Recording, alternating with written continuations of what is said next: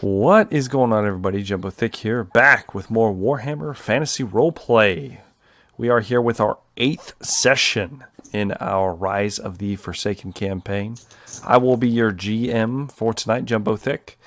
I'm joined here by my esteemed colleagues and fellow role players, Mr. Jumbo Smooth and Mr. Doobie 209. Go ahead and introduce yourselves, guys. Don't worry about descriptions. Surely if they've made it this far in the campaign, they know what you're supposed to look like. So, all right. I'm Jumbo Smooth. I'll be playing the role of Marius Wolf. I'm a miner. We had some fun times last time. I got punched in the face a couple times. You did. I'm not sure if I have any broken bones. But I'm carrying another child and dragging super heavy head behind me. So, Indeed. a fun day. What's up, guys? It's Doobie209 here. I am playing Seamus McGreedy. Those of you who are new to the channel, currently a toll keeper, and I'm pretty much here to make sure Marius die by supporting him from 60 feet or closer with that crossbow. Yeah. Much needed, I will say. So, last we left off, our band of adventurers, both Mr. Seamus and Mr. Marius, found themselves stranded in the woods. They had been forced through circumstances throughout the campaign thus far to infiltrate a Beastmen war camp, which they waited until after a great ritual was enacted inside of the camp, and where they had to come upon the awesome mass of muscle and grotesqueness that was Tarkag the Unfilled. You slew Tarkag with the aid of several companions who lost their lives, nearly all of them, in fact. They all pretty much died. Marius broke his faithful rusty sword, trying to saw off Tarkag's head. I did. It is no more. You took some significant damage in the fight as well. And you were currently leaving the camp when you came across first off, the entire encampment is on fire, burning with the destruction of the massive herdstone that you took care of. Almost unbeknownstly, you did not realize how devastating it might have happened. There was no instruction manual with the amulet you were given, so it's very true. It exploded, lit the camp on fire. During the chaos, the Beastmen started killing each other, killing the other men that you came with, and you came across a cage with a unconscious woman and another cage with a almost feral child at this point, which you deemed worthy of saving at the cost of losing your guide out of the situation. Miss Angelica, or Angel, as we may know her, left you behind. Then you allowed your only surviving companion with you, Mr. Christoph, the soldier, your comrade in arms, to... Seamus tried. Well, you both kind of just left him to die. He died unceremoniously at the hands of Beastmen. He chose to die. He chose to fight with his brothers, and he was not joined by his fellow men of the Empire in their last stand, where they were butchered like animals and eaten alive. So currently, you just made it past that point. Of course, I might be skewing the facts a little bit, but that's what I'm here for. Possibly. So currently, at this very moment, you guys have finally made it out of earshot of the screams of the dying soldiers. It is complete darkness. You've made it about 2 or 3 minutes into the woods. I'm going to need both of you to either... I'm going to leave it up to you guys. You can either attempt to track your way back the way you came, or you can make perception tests and attempt to find your way back to town. Okay. All right. Would I'll do tracking be under? perception, Okay. Cool. unless your tracking's high. What would tracking be under? Is that outdoor survival? So it'd be Or if you something have else? any skills that would relate to tracking in a person. Outdoor survival would be a good one. I think there's another one more specific. I don't think you guys have it though. So do either Navigation, maybe? of you have? Yeah, I would go with that with navigation for starlight that you would have at this point. Okay.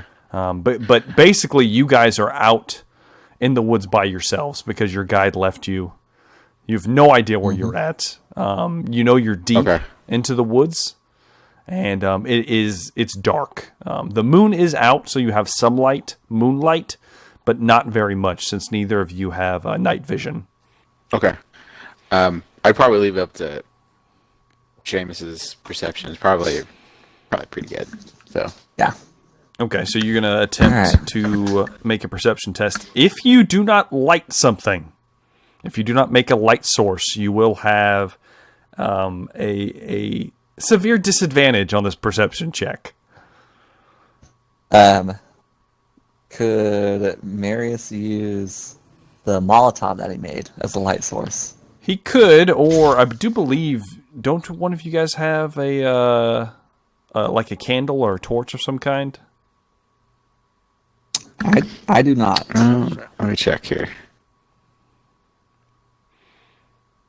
Now, Marius does have the means to make one, I know for a fact, because you have flint and stuff like that.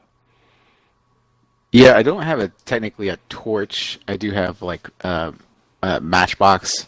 Okay, yeah. Yeah, I could say Stuff that, like that. you could easily make one with, I mean, you're in the woods. You could probably find Yeah. a sturdy enough branch, and you do have, Okay. alcohol at your disposal. Your rather pungent Yeah. alcohol from your Molotov. I won't strip you of the Molotov. You can just use a little bit to kind of, soak it up and use like maybe some of the bandages you have to make a makeshift torch. Yeah, If that's you would, what if you I'll try to do. choose to. Okay, yeah. So Yeah, you- and I'll you- hand it to Seamus. all right. So Seamus, If go I may. ahead and make me a perception test. Just regular test. It's going to be a challenging test, so just a straight test. Oh yeah, that's a good one. That's a 25 out of 51. Okay, good, awesome. You might have even been able to see in the dark with that test, minus the torch. Oh. But too late now. You've lit it already. So Marius gets together the means to light this torch. Now, is this child on your shoulders still, or are you? So how are you carrying the kid, Marius? Yeah. Okay. The kid is on my shoulders, kind of. And he's yeah. and at this moment in time, he's just kind of like clutched to your head and kind of gibbering to himself a little bit. Kind of, he looks to be maybe in now that you're out of the camp and not in as much danger. Maybe about 9, maybe 10 years old. The woman, Seamus, you would notice, especially after your very good perception test. Now that the torch is lit, you can see that her clothes are just in tatters. She's bleeding from several places. Doesn't look like anything life-threatening. She wasn't treated very well, and she is still very much unconscious. How are you carrying her, Seamus? Just over the shoulder still? Yeah, if is she like a smaller woman? She's not big. You would also Okay. know that she is probably about, I'd probably say 15 years old, 14, 15-ish. So Okay, yeah. calling her a probably over woman, the shoulder. but not exactly, a full-fledged woman at this point. A woman for Warhammer, that is, maybe I should say. Gotcha. Okay. So she's over your shoulder. You're still also hauling the massive head of Tarkag behind you, right, Marius? Yes. Okay. Yes, I am. I will say you've gotten used to the weight, and now that you're not in danger, you're not going to have to. I mean, you're strong as hell. You are Marius Wolf in every sense of the word. a physical specimen at least when it comes to strength. So you're not gonna have to make any tests or anything like that. So, with your perception test, Seamus, you will have a decent idea. You've kind of picked out maybe some footprints in the ground that you think you might be on the right path to. These look like they're recent, and they look like they're human. There are numerous beastmen tracks and a few other human tracks as well. But these look more recent than the rest of them, and you think that these might actually be the tracks that maybe Angelica was just recently through here. You don't know for sure, but to the best of your abilities, you're used to being on the road, out in the woods, things like that. You think that this might be the proper way that you're going. All right. So you are heading down this road. So you guys are currently in the woods in the dark. You have the torch lit, making your way. You think you're on Angelica's footpath. You get about 10 minutes down the road, and you're starting to hear, you especially, Seamus, you're starting to hear distant clashing noises. Almost maybe sounds like metal clashing on metal, possibly fighting. You're not sure which direction it's coming from. It's kind of coming from all around you. There is a sense of maybe something might be following you. You're not sure. You hear running to and fro in different places around you. What would either of you like to do? Would you like to just keep pressing forward, or would you like to hunker down? I would probably keep pressing forward. Okay. Yeah, I'd probably mirror whatever Seamus was doing. So, Seamus, after hearing some of these sounds, and they're starting to get a little bit closer, what pace are you going to be moving at away from them? I would say a normal pace, but if I'm getting closer to the sounds, I would probably slow down. Okay, all right. So you're just trying to avoid them in general, but you're trying to outdistance them, perhaps? Okay. Yes. All right.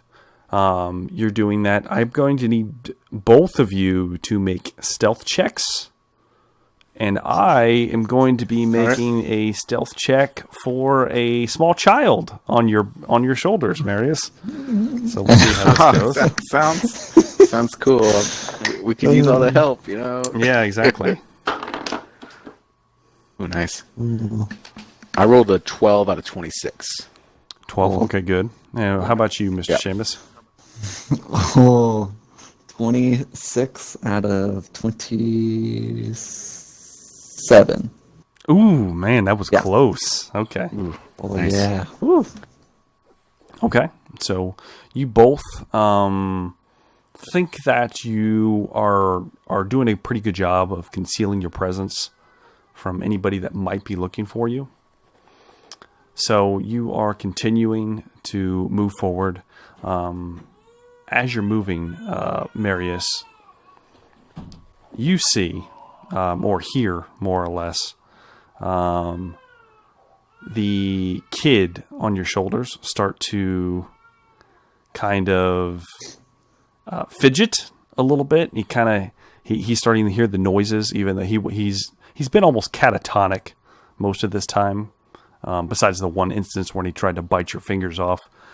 But he's starting to fidget and whatnot, and looking back and forth and just being kind of agitated. But he doesn't like try to jump off of you or anything like that. You've scared him straight pretty much, as far as you can understand to this point. So you guys continue to move on. At this point, you have been in the woods at least an hour, maybe a little bit longer. And it is, you're starting to get farther and farther away from the camp. There's less noise, but you still, Seamus, are still hearing the pitter-patter footsteps coming from possibly behind you, where something might be tracking you. What would you like to do?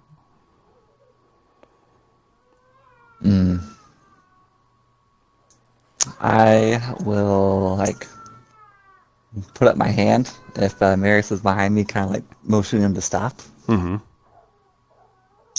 And then I'll try to Stop. get closer to him and whisper to him. Okay. Marius, you hear that? I think we're being followed. We are. I kind of hunker down and kind of see if the boy is making any noise. The boy is still just kind of clutched to your head, but not making any noise. Okay. Yeah, I just kind of try to hunker down or... Okay. Yeah. Are you... Okay, go ahead and make me another perception check, Seamus. Well, let me put it like this. Do you still have the torch lit? Yes. Okay, yeah. Go ahead and make me a perception test again. All right. Oh, 22. Did I crit? Yes, actually, yeah. That's a critical success. Okay. Yeah, so it doesn't matter how many degrees. Yeah, that's woof. Okay, so you immediately you hunker down and you hear tch, and you glance back the way you came. You tell Marius to hunker down with you, and you easily hear two sets of distinct footsteps. They definitely do not sound like the typical walk of a person. They are most certainly that of some kind of beastman. You're not sure what kind. Definitely not something as big as Tarkag. Obviously, just from the tone as it's hitting the ground. You're not. You actually have a pretty good idea of the distance as well with the critical success. They're probably about 50 yards behind you. But you're able to make it out through the trees, and they are steadily on your path. You can tell exactly what direction they're coming from. You have the strong idea that they are tracking you to the best of your knowledge. So it's up to you what you will do with that information. Also, because it was a critical success, you are certainly on the same path that Angelica took. You can tell, and actually just by luck happenstance, you look over to your right, and you can see that there's actually a walking path, not much, maybe 20, 30 feet from you, that you wouldn't have noticed otherwise from the direction that you've been moving. It looks like Angelica split off, and she's now on this small, almost game path. I would say walking trail.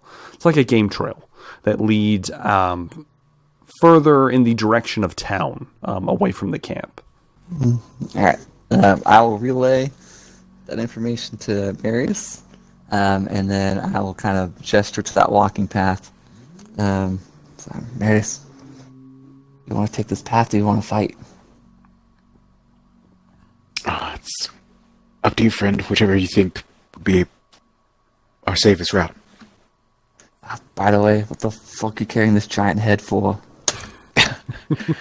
I know it's for an old woman in the woods, and I would kind of show a gesture towards my brands. Yes, they're kind of wrapped up at the moment. Yeah. They're still the bandages are still held, even though you are shirtless at this point. Let's not forget about that. Your shirt has been torn away. that is true. It's not complete. It's kind of just hanging off of you. Definitely, broad-chested. Yeah. Raggedy holes. Yeah. I look for Seamus. Seamus, quickly. Do you think you would be able to get me the little potion I gave you earlier? I'm feeling a little bit lightheaded. Yes, of course. I take the potion. And of course. And you drink it immediately? Yes, immediately. Okay. All right, go ahead. You can go ahead and give yourself your toughness bonus and wounds back. Oh yeah. All right. So I'm assuming you both take the path then. Yeah, I'll walk off then towards that path. Okay. So you veer off to the right. You get to the small game path, and now you have a good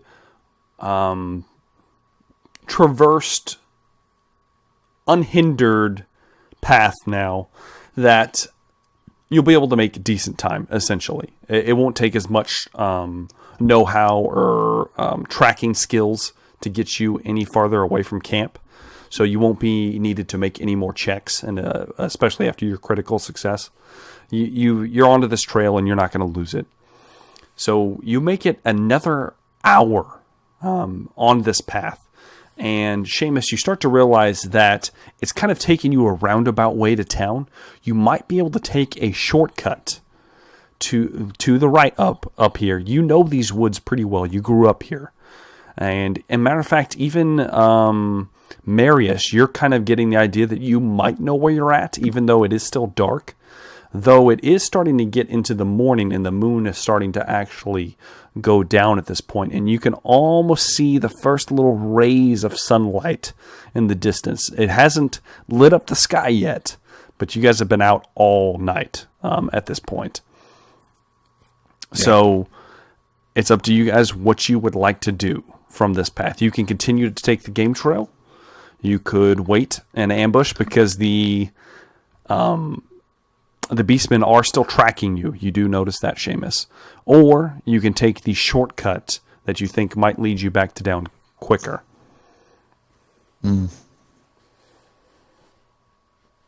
I would probably try to take the shortcut if I know these woods. Okay. I don't want to attempt an ambush with a woman and a child. Okay. All right. So you guys are still hauling these your what would you call them? Baggage at this point with you. Mm-hmm. The woman and child that you seem to always get stuck with somehow. I don't know who keeps doing that to you. But you take Seamus, what you know of this, there's like a small path, and actually you can hear running water. And you get about 100 feet off to where you think the shortcut is, and you have made it to a small stream that comes up off the mountain. And Marius, you immediately recognize this stream because it's the stream that runs by your camp. You're further up the mountains than where your camp is, but you are close. Okay. So, so I'm familiar with this. You are now familiar with the area completely. Yes. So you would be able to traverse this just as well as Seamus at this point. So you guys make it to the stream. The path is actually following the stream. Would you like to do that? Yeah. Yeah. Okay. Is the stream walkable? Like, could you walk in the stream? Would it throw off? It is like our scent or something. You could cross the stream. This high up in the mountain, it's moving. It's not exactly swift. I mean, it's a small stream. It's probably about 10 feet wide. You could walk through it. It is in the center. You know from experience, Marius. It does get to about chest level in the center, so you will be hindered in movement, especially if you are carrying a person, or a head dragging behind you. So just take that into account. If you just want to cross it, you could do that, or if you wanted to actually get in the stream and go and walk a little bit, just keep that in mind. If some checks might be made, is what I'm getting at. All right. All right. Arriving at the stream, then I'll probably look to Marius and say, do we go up or down? Question: do we go up or down? Yeah. Marius, you Like would know that, upstream or downstream. that further downstream is where your camp was, Marius. So that would be further away from the Yes, the city of it Silberg. would be further Town of away. Silberg. Yes. So I look to Seamus, say, downstream is where my camp is located. Upstream would be close to this town of Silberg. So I suggest we go upstream. All right, let's go. Okay. Are you All right, going I to follow. Are you crossing the stream, or are you going to? Probably not. If I can see that it gets deeper in the middle with him carrying that giant head. Okay. So I'm Marius Wolf. yeah, you are Marius Wolf. It's true. He's So- short though. You True. keep walking. So you're in tandem with the stream. You're not crossing it. You're kind of going following it up forward more, and you get about another 300-400 feet up from where you're at, Marius, and you know that now you're going to need to cross the stream because if you follow it any further up, it's going to lead you away from town. But you are eerily close to town at this point. So the stream, it's just as wide. It hasn't gotten any wider or deeper. It's just the same. So you get up a little bit further and you're going to have to cross. But right before that, Seamus, I'm assuming probably Marius probably just whispers something like, hey, we're probably going to need to cross here. Seamus, to your right, with your perception check, you are using trees to kind of balance you near this section because you're still holding on to that woman over one shoulder, and you feel something on your hand on the tree that you graze by, and it feels like carvings.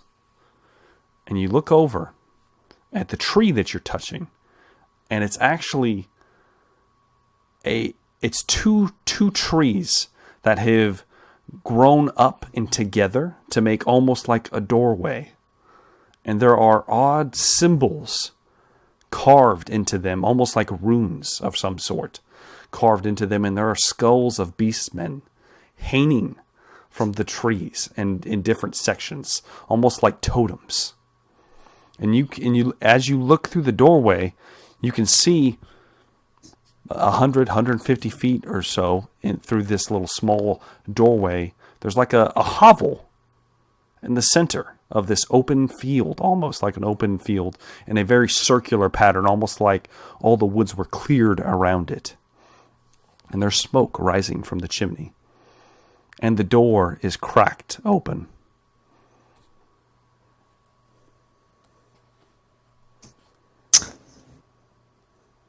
I'll look to Marius and say, Marius, you see this? What is this? Do I see it? Now, Marius, you don't see anything until you go up to the doorway. Then you immediately recognize this where you're at. But you don't see the thing that kind of strikes you is that you don't see it unless you're looking through the tree-like doorway. You don't see it on the other sides of the forest. Okay, I get what you're saying. It's like a alternate dimension, like you can look through one side and then... I mean, me and you might know that, but Marius Wolf, I don't know. Yeah. Sure. Marius Wolf will understand. It would just be magic to him, you know. Exactly. But Marius will sigh and he'll... I think I'm going to have to make a stop here, friend. I start going through the portal there and dragging the head along. Okay. As you go to move through, the kid kind of tenses and then goes a little bit slack as you move through, as you walk through the portal. Seamus, do you follow? Yes. Okay. Mr. McCready, you step through the portal and you feel a tingling sensation. Marius has already done this twice. You feel a warmth kind of overcome you, almost like the air is just a little bit warmer in here. The time of day is the same. It's getting early. The sun is just starting to rise now. You could probably put the torch out that you're carrying. And you're still holding this woman over your shoulder. Now, Marius is in the lead at this point. I need both of you guys to make perception checks for me.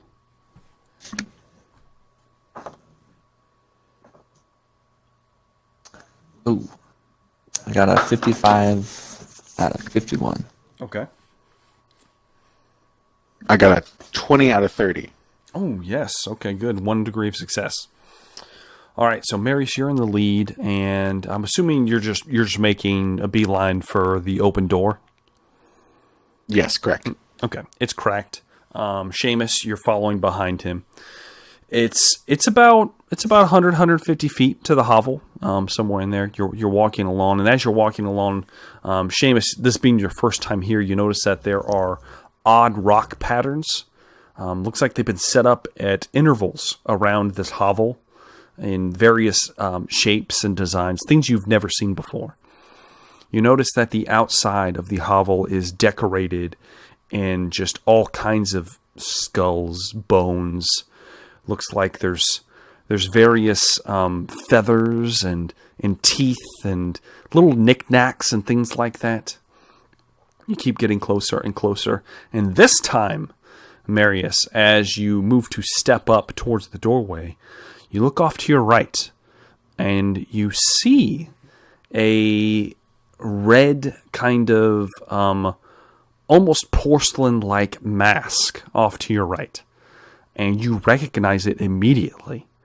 It has got it's almost a demonic face, but with rodent-like features.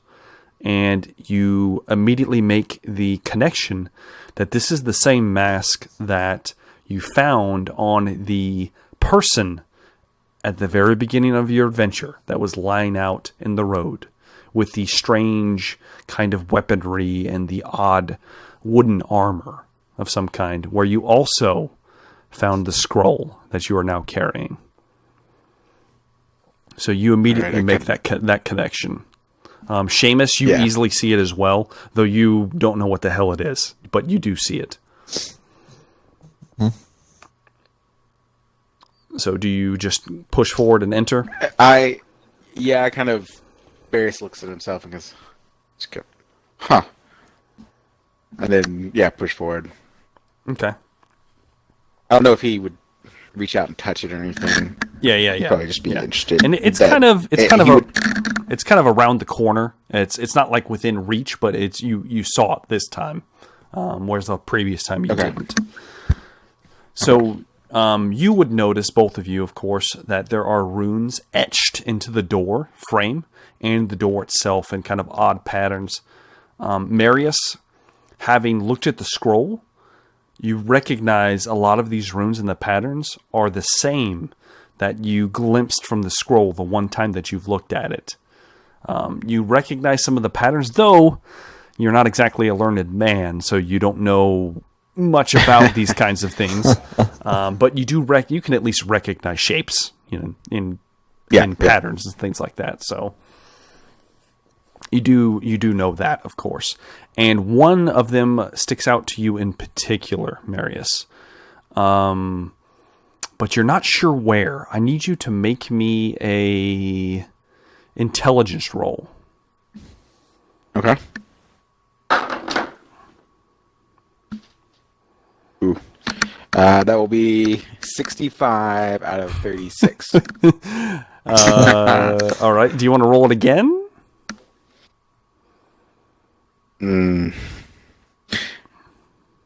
Yeah, I'll tell you what. We'll roll it again. We'll okay. Roll it one more time. I'll use a fortune point for that. So good. This is a little better. That'd be 9 out of 36. Oh yes. Okay. So it hits you as soon as you see it. It's a symbol, and you know from the angles and the shape that this is a dwarven rune of some kind. And you make the connection that it is the same rune that you saw dangling around Thordoom's neck, the patron of the Silver Thaggy. It's the exact same one. You just make that connection. You don't know how you didn't see it last time, but this time you make that connection, and you make a mental note of that. Okay. So you push into the door, and Marius, it's almost like you remember it. There are odd knickknacks and bones kind of dangling from the ceilings, held by thread. There are these candles around the room of this hovel. It's not very big in here, big enough for a few people to stand, but you don't see anyone at first. You walk in, the candles are currently lit, and there is a large cauldron sitting in the center of the room that is currently boiling, and that's where the smoke is coming up to a small chimney and cut into the roof. Of course, on the floor, you see the large blue-like reptilian rug that takes up the majority of the space, that has this vicious-looking head on the end of it. You see a few different, it looks like broken weapons of some kind of dangling on, well, not dangling, kind of resting on shelves and little nooks and crannies. There are books lining one of the corners. And you step into the room closer. You do notice, Marius, that what is a little different this time from last time is that there is almost like an altar set up next to the cauldron. A decent-sized altar. It takes up a pretty good portion of the space. And there are little bowls, and it looks like powders of some kind in some of the bowls. And it looks like this kind of blackened, with a little bit of a greenish tinted ceremonial dagger of some kind resting on the table. At this point, Seamus, you enter the room. You see pretty much all of these things. And as soon as you get well clear of the door, the door just, boom, slams shut. If I could interrupt just for a sec, I will. Yeah, go ahead. Kind of, once the door shuts, I drag the head in here too, I guess, right? Yes. That head is behind you. Okay. I look towards Seamus and say, Seamus, my friend, we're about to meet someone very powerful. I would refrain from too much back talk. Sorry about that. Sorry about that cat. It's fine. I'm sure my screaming baby will make the rounds as well, so it's fine. So you relay that information before the door closes. The door slams shut behind you guys. The candles actually dim for a second, and then they kind of flare back up to the way that they were before. And Seamus, you feel a tickling on your neck. And you hear, you bring visitors, Wolf. I see that the young one has met his end. And glancing back behind you, Marius, you see standing behind Seamus the younger form of who you know as Mother Inga the Sightless. She looks to be probably mid-20s, very form-fitting attire, very revealing attire at that. But her eyes are completely pale and looks like she should be blind. There is no iris or pupil. There's nothing. It's just white. Her hair is a dark, very dark, almost midnight black color with a few silver streaks in it. And she is just caressing the side of Seamus's cheek. Mother Inga, pleasure as always. Great to see you again.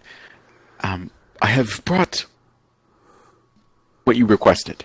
And I kind of lob the head onto the altar. Okay. One Sir Tarkag's head, and I kind of slap it against like the girth of it, you know. Yes. Okay, good. The kid is still on you, correct? Yeah, correct. Okay. He's terrified. He just starts shaking immediately at the sight of this old woman, and he's kind of, and you see her look up at him, and he just goes completely limp and falls off of your body. I try to grab him before he hits the ground. Okay. Go ahead and make me. What kind of check would this be? Make a melee attack to see if you can grab a hold of him. Okay. All right. Let's see here. Like just straight melee, just weapon skill. Yeah, because you were not expecting this to happen. So yeah, just a straight. But he's on you. Average +20. +20. Okay. Let's see here. That would be 22 out of 53. Okay, so you easily catch him before he hits the ground. You're strong enough. It's a small child. You catch the boy. He is limp in your arms, completely docile. His eyes are still wide, but he's not moving anymore. Okay. And she can I check to see if he's still alive? You can tell. Or do I know he's still alive? You can tell just in the even in the dim light that he's still breathing. He's just motionless at this point. Okay. And she, at this point, Seamus, go ahead and make me a cool test.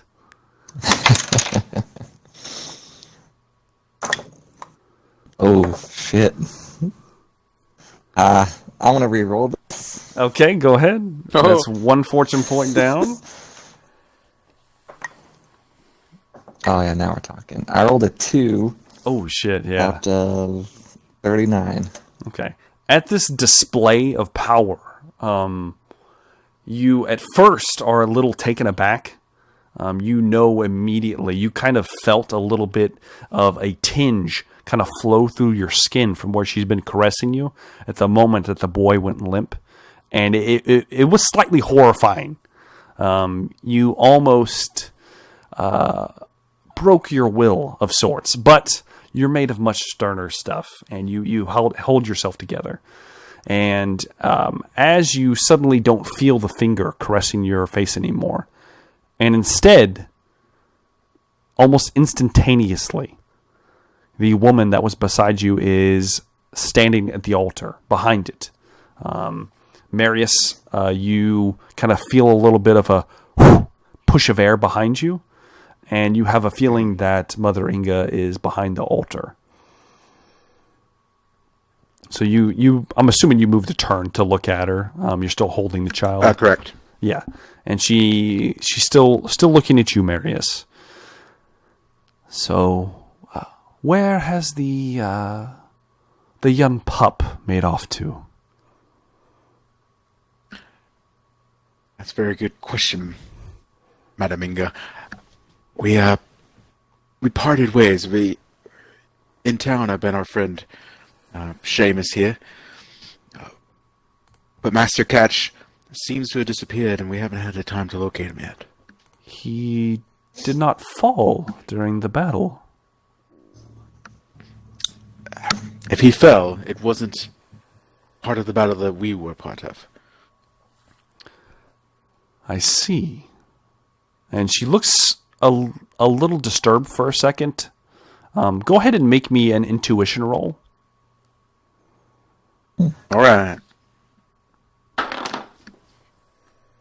That would be 17 out of 24. Okay. All right. So you see just a twinge in her forehead as it kind of wrinkles, and you can tell, even though this is only your second time meeting her, that she didn't know what happened to Mr. Ketch, and you get the feeling that disturbs her. She is probably a woman that is used to knowing much of the people that she has interest in, and for some reason she is unable to figure out what happened to him, so she just assumed he was dead. But you get a brief glimpse of this through what is happening. It's up to you what you will do with this information, of course. Okay. So you see her kind of brow furrow for a second, but then it stops, and she just kind of looks back at you. Very well. I just kind of crack a rakish smile. Oh my God! I guess like a smirk, and not trying to flirt, just okay, just like smiling that I'm in a powerful person's home, just like kind of timid, a nervous smile. Got it. Yeah. She'll point over at Seamus. You smell of something interesting.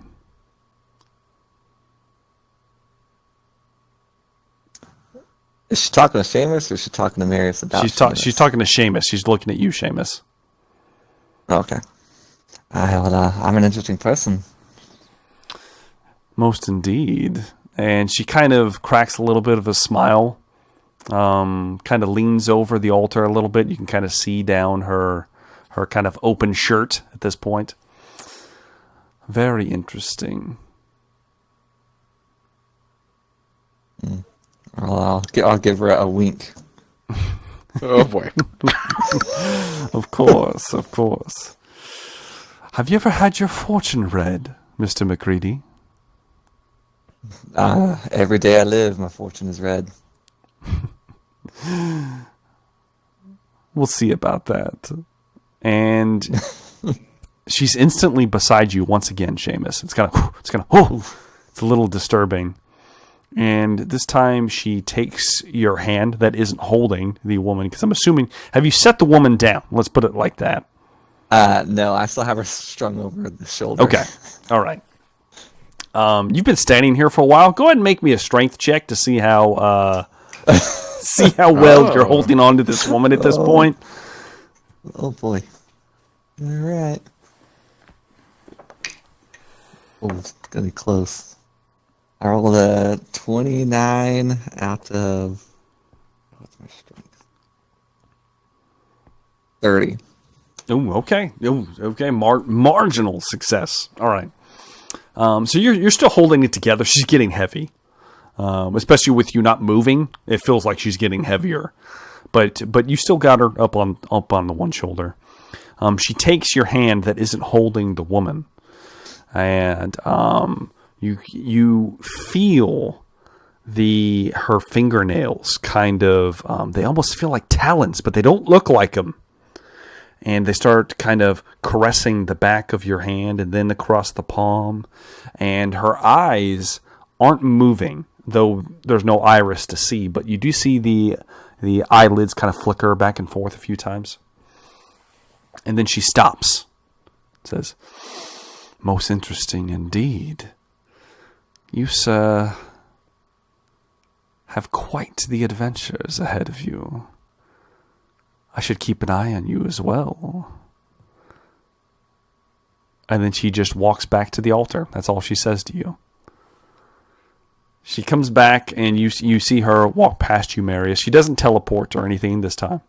Walks around the altar, comes to where the head is resting, and says, "Wolf, would you mind aiding me? I'm assuming you'd like to have those removed." And she's looking at your forearms where the brands have been placed.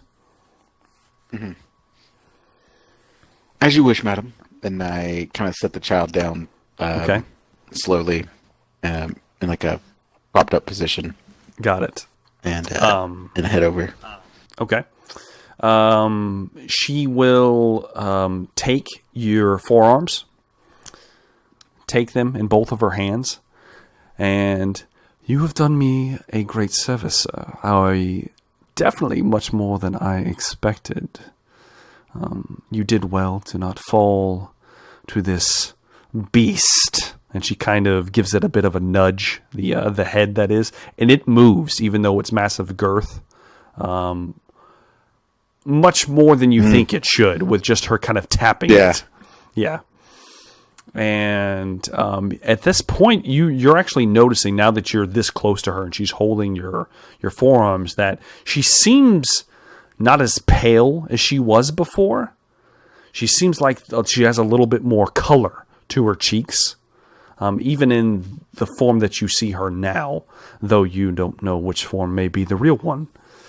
But she has kind of a more rosy tint to the cheeks and just looks a little bit more lively.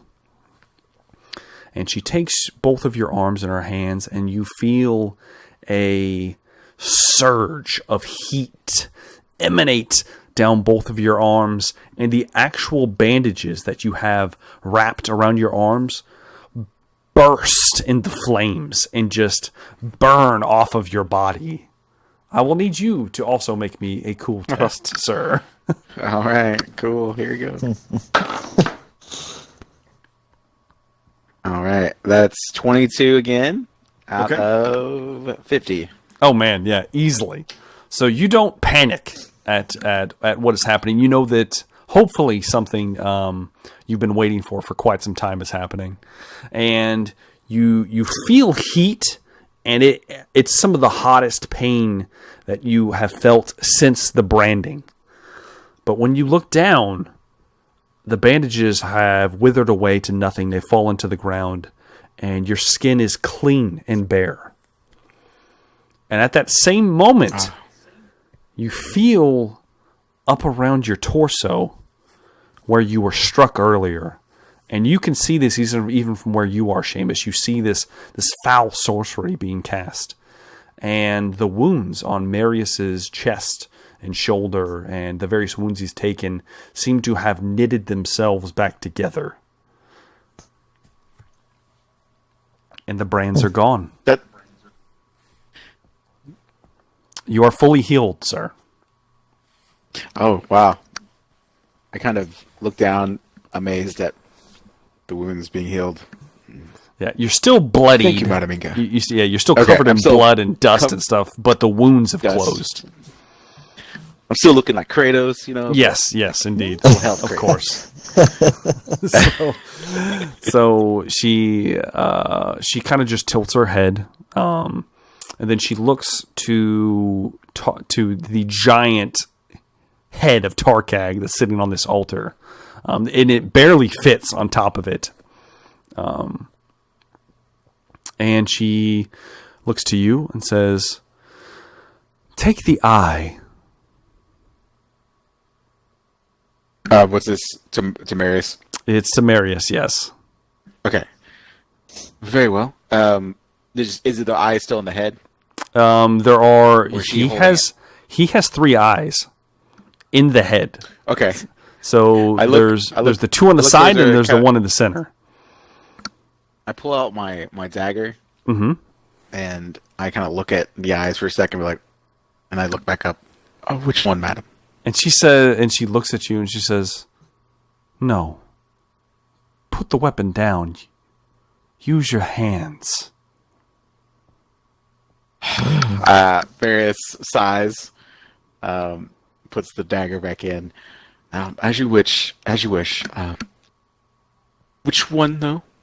And she tilts her head towards the one in the center of the head, the large one. The one that is still glowing red somehow. I try to thrust my hand into there and try to pull out the... You feel this sickening wet sensation as your hand goes around the socket that has been carved into the center of Tarkag's head. And are you doing this with both hands or one hand? Trying to look badass single-handedly, you know? Okay, all right. Make me a strength check, minus 10 for one-handed. Minus 10? Yes. All right. Ooh, that's good. It's good that I leveled up. 36 out of 44. Okay. All right. A marginal success. Not one success level, but so it's tough. And you get the hand. You're trying to look like a badass. You reach your right hand in there, and you're kind of pulling, and it doesn't give at first. You're just and you're like, damn, I'm Marius Wolf. I should be able to just do this. And you start pulling a little more, and Mother Inga's impatiently looking at you at this point. Just kind of, and then you get a sudden urge of panic, and you just rip it out of the skull, and the like nerves are still dangling in between your fingers that were attached to the back of the eye. And you rip it free. It's in your hands. It is about the size of a football, I'd say. It's large. Jesus. It's a very large eye. You're barely holding onto it. It's a little slippery, but you have it nonetheless. And she motions for you to put it in the pot. I do so. Okay. You slide it into the pot, and then she points at Tarkag at the head once again. Says, "Open the mouth." Marius kind of sighs. Very well. And kind of pry open the mouth. And then as you pry it open, she says, "Take the tongue." Knife, madam, or no knife? Use this one. And she hands you the kind of green jade encrusted dagger that you kind of saw laying on the table before. Okay. I do so. Okay. Utilizing the knife is not going to require a check. How much of the tongue are you going to cut off? Are you just going to cut off a little piece, or are you going to go all the way to the back and cut the whole thing out? She asked for the tongue, so I'm probably going to try to take the whole thing if I can. Okay, so you reach your whole hand, your arm even, inside of Tarkag's mouth. It's a little unnerving, but he's obviously dead. I mean, you pulled one of his eyeballs out. He's not going to bite your arms off. So you reach both of your hands in there. you grab a hold of the tongue and you pull, and you feel the teeth kind of, but no, it doesn't bite your arms off. You pull the tongue tie. You cut. You start cutting. You slice the tongue out, and this thing is as long as your forearm, all the way from the tip of your fingers to like your elbow is this thing's tongue. You pull it out. And she motions for you to put it in the pot again. You place it in the pot. And she begins swirling her hands around the top of the pot and kind of chanting to herself. In a language you don't understand. Though there is a few words here and there that you'd recognize. And they seem to be words that you've heard Thordum possibly utter in the past. Though you wouldn't know any of their meaning, but you get the idea that there's multiple languages being spoken at once here. Yeah. Okay. And she's swirling her hands back and forth. And Seamus, you would notice from where you're at that her hand movements are very similar to the thing that you saw in Tarkag's tent. The hands are moving in the same way. You having good eyesight, of course, would have easily been able to discern the hand movements of the sorcerer or magician or whatever it was in Tarkag's tent. But you notice that the movements are identical almost. But, of course, Marius doesn't notice that at all. He was knee-deep in killing a beastman at the time, so... You see this unfold, and you're kind of seeing it. You can just make a mental note of that, unless you would like to interrupt Mother Inga. That is, no. Okay, wise choice. So you start. You see her hands swirling and swirling, in the cauldron swirling, and it's bubbling and it's bubbled. So the bubbles start coming, frothing up towards the top of the cauldron, and then she just claps her hands together, and it goes still. And she looks up at you, Marius, and says, "As I said, you've done me a great service, sir, and I would like to offer you something in passing." She takes a bowl off of the table, scoops up a large portion of what's inside of this pot, dips it down, and there is a thick liquid in this bowl now. And she motions over to you, Seamus, as well. I can feel that you aided him in this endeavor. Come closer. You deserve this reward as well. All right.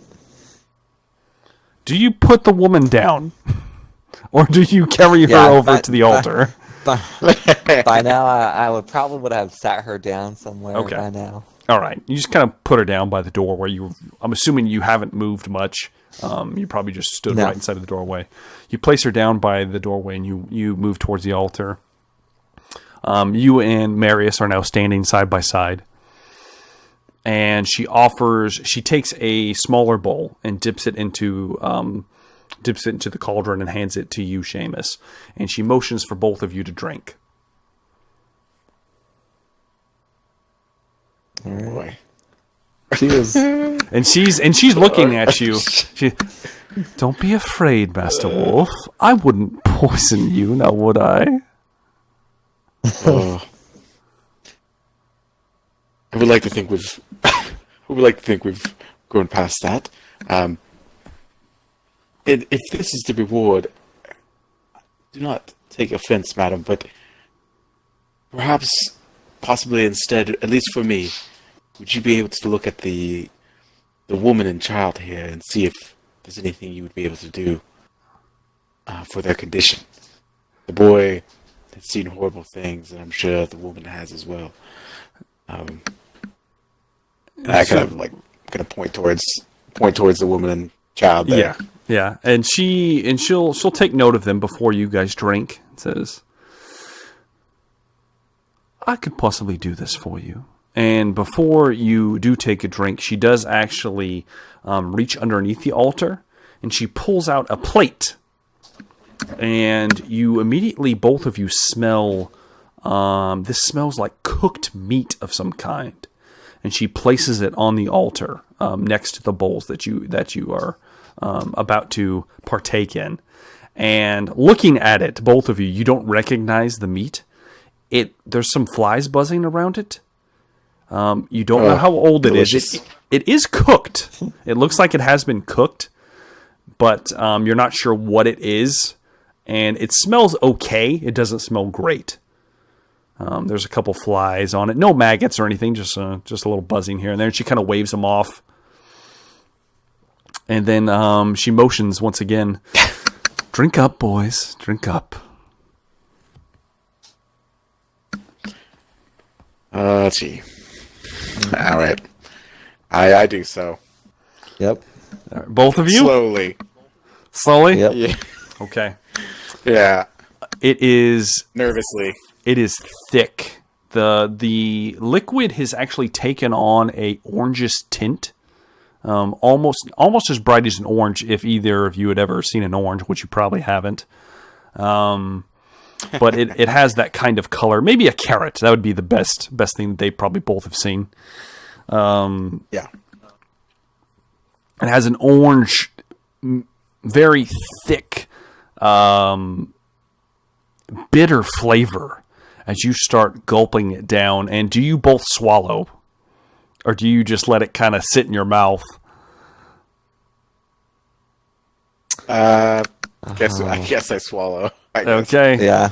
Yes, I just wanted to get that on the internet that you both swallow. But regardless of that, you both take in the frothy orange liquid into your mouth that you swallowed, and you immediately feel a pulsing sensation. Both of you, just feel a boom, boom, and your heart starts to beat faster and faster and faster and faster. And you notice the veins on both of your arms start to pop out of the skin. They start popping, but not bursting, but they just start, they can't, it looks like they're straining to contain flow of some kind. Your arms actually start distending. The muscles start growing out of your body. And you notice it's not just your arms. It's your entire body is flexing and kind of shifting and growing in stature. Marius, your shirt is already ripped to shreds. At this point, it almost rips to pieces.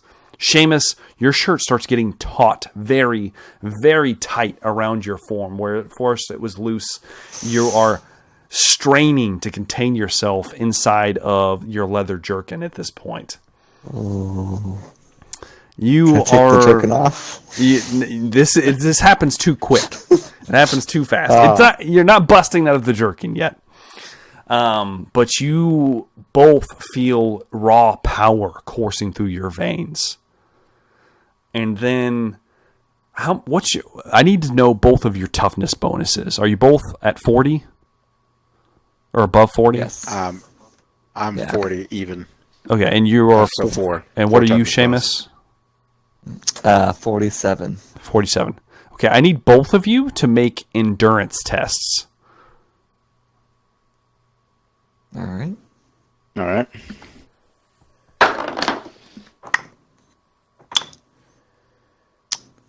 Got a 14.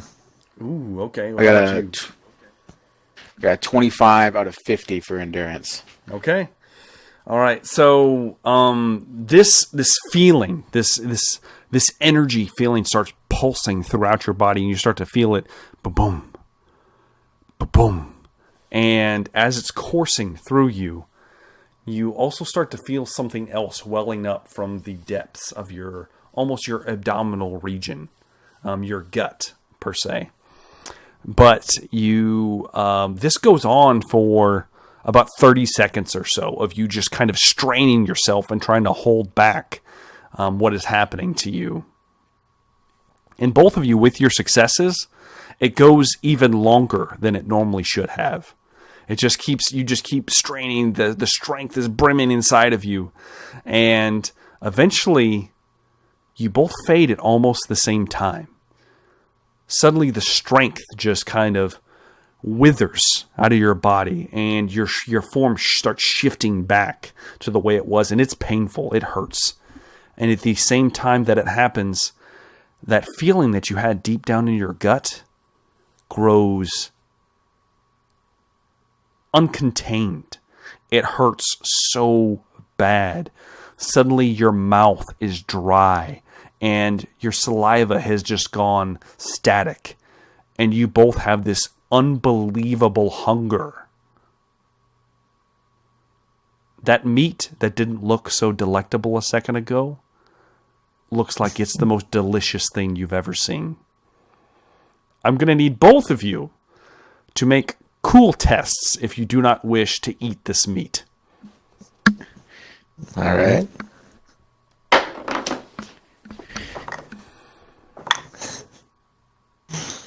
I rolled 17 out of 50. Okay. I failed miserably. Okay. Hello? Do you want to roll again? Yeah, I'll burn another fortune. Okay. All right. Let's burn them all. Let's do it. Let's do it. All right. This time I rolled an 18. Okay. So you both, that meat, 39. it's taking all your willpower. You're both straining. Your forms are racked and you're in pain at this point, and that meat, it smells so damn good. But you managed to stave off not lunging for it, but you're shaking and quivering as you're standing there looking at it. And Mother Inga looks at both of you, and just a slight smirk crosses her face. I'm impressed, boys. Very, very impressed. And she leans over and caresses your cheek again, Seamus, though you don't hardly notice it because you're still racked in pain. You know, this can all be avoided if you just take a bite. But with your guys' checks, you don't have to, but you are in severe pain. And actually now you guys are suffering from starvation. Oh, joy. You currently both have a minus 10 to your strength and toughness.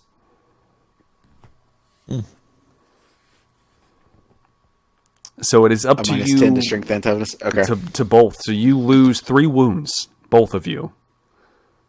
Okay. Go ahead. Question. Yes. I have a ration, I Yes. believe, in my Okay. my little sling.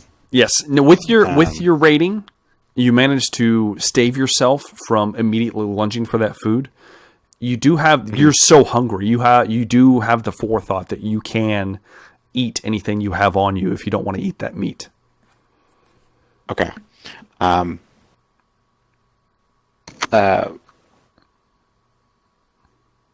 kind of take it. I believe. I guess I'm straining. So I'm like, Oh, you're in pain. Reach into my sack. You probably don't even have time to talk. Okay, I reach into my sack. I take the ration. I'm not sure what it is. I would assume it's probably at this point it's probably like moldy bread of some kind. I mean, you can't afford much anyway. It might have been leftovers from Thordoom's place. Probably some cheese in there. Okay, I kind of break it up and split it up between myself. And hand half of it to Seamus. I'm gonna say, if you are attempting to share this with Seamus, I'm going to need you to make another cool test to resist not scarfing it. Okay. Okay. Oh, shit. I rolled a 1. Okay, well, you easily get those crits out now. Get them out now. We don't want them later. I know. So you easily have the mental fortitude to just... you bring it out, and even though your body's shaking, you break the bread in half, crumble some of the cheese onto it, and you very gingerly pass it over to Seamus, who Seamus, with his previous cool test, which you succeeded the second time, you snatched out of his hand and just start guzzling what's left of this moldy ration. You're not sure if it might have been better to just eat the meat or not, and you just start stuffing it in your mouth. Do you do the same, Marius? Cheese holds on for a while, cheese, the cheese is probably good. The bread, though? Okay. All right. Yeah, I'll eat it as well. Okay. All right. Yeah. As you both eat this ration that you've split, you feel the sensation just subside, and the quivering stops, and your temporary suffering has ended, and you regain your strength and toughness back to normal. Yeah. With the wounds attached to them. Nice. Cool. So you're both sitting there, and you're both standing there just after just what happened to you. And Mother Inga now, after you guys have done that, while you were scarfing the food down, she has 2 skins. You're not sure what they're made of, some kind of animal skins. And she passes one to you, Marius, and one to you, Seamus.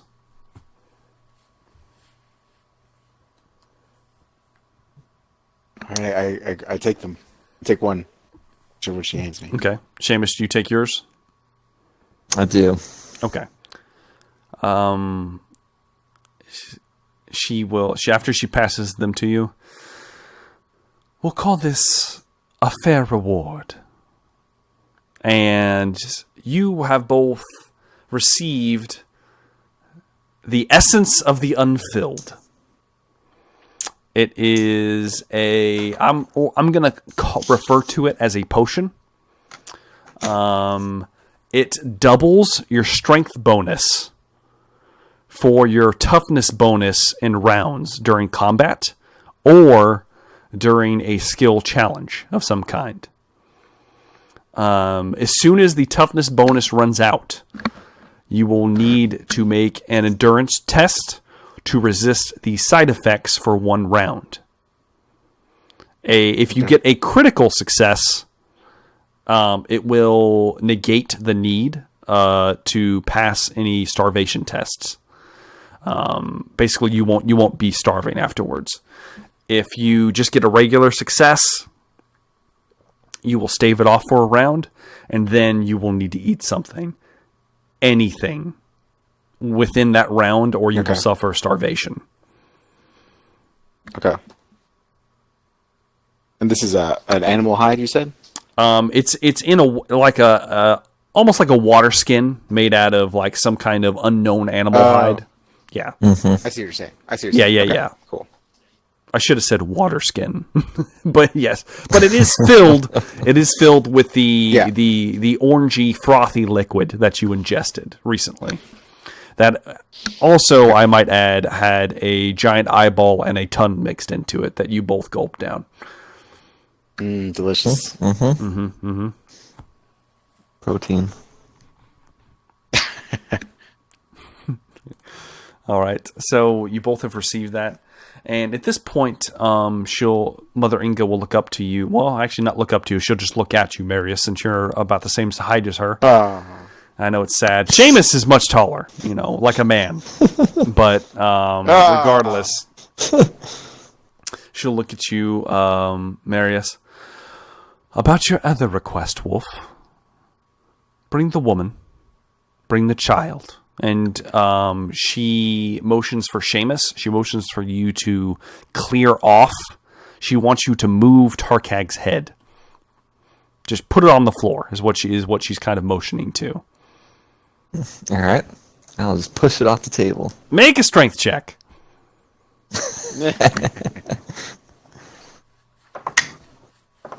Oh, 22.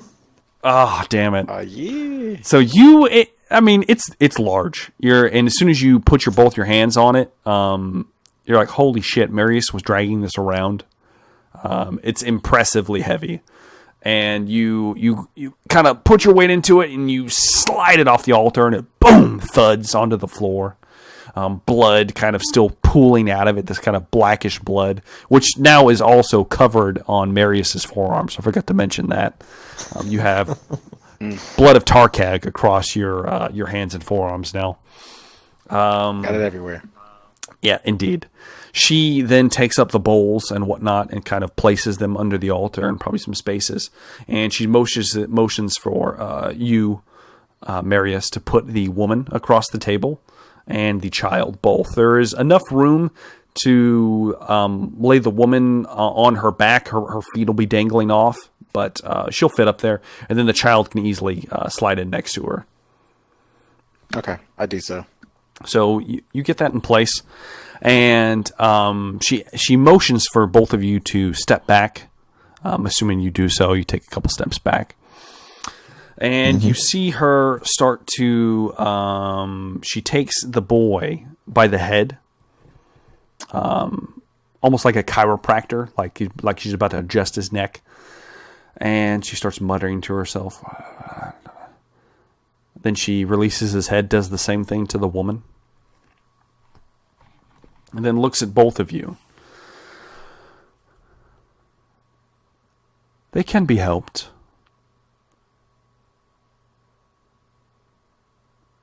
Thank you, Mother Inga.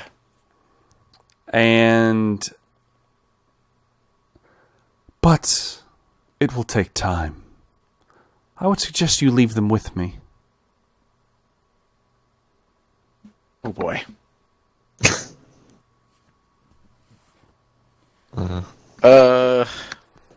Give me a second about this. I'm thinking. She looks over to you, Seamus. Mr. McCready, would you like to hear your fortune?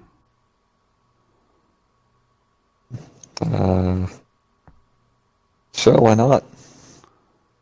You're not creepy at all. And immediately, she's behind you again. Oh. That's what they all say, boy. And the voice has changed distinctively. And the hand starts caressing the backside of your face again, but this time you can tell it's wrinkled and gnarled, and just this mess of some aged, withered parchment brushing across the side of your face. You will meet a much unsavory end. I see you falling amid the children of the beast, ripped limb from limb, alive, screaming, in pain. And what's worse, He is there. He will watch it all. Kin of yours. And she just falls silent and steps away. You don't feel her behind you anymore.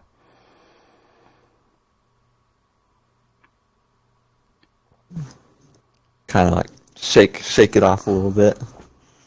And The heebie-jeebies. yeah, and you, Marius, didn't see her move.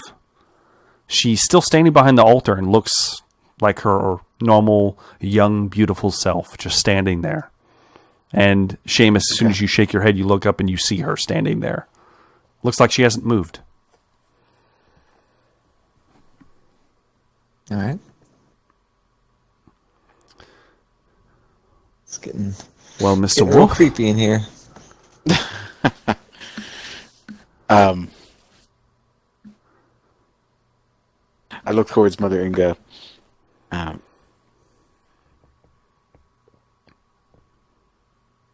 Is there not anything you can do in the immediate, Madam Inga? and her brow furrows once again. My patience is wearing thin, Wolf. I suggest you leave these two with me and go beyond your way. We will speak again. No harm will come to them.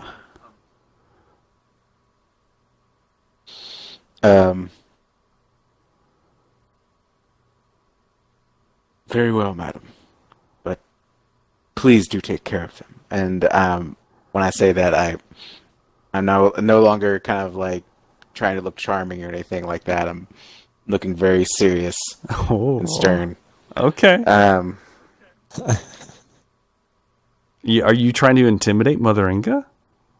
I am just letting her know that I'm serious. Do you want to intimidate Mother Inga? Nah, bro. I'm just Okay. trying to let her know I'm serious, bro. It's not intimidating. Oh, Just- okay. I want Yeah. her to know that I'm serious. Not aggressive. Yeah, bro.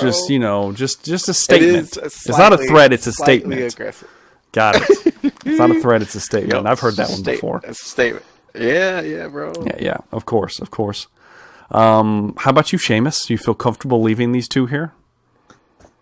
If Marius does, then I feel fine. Okay.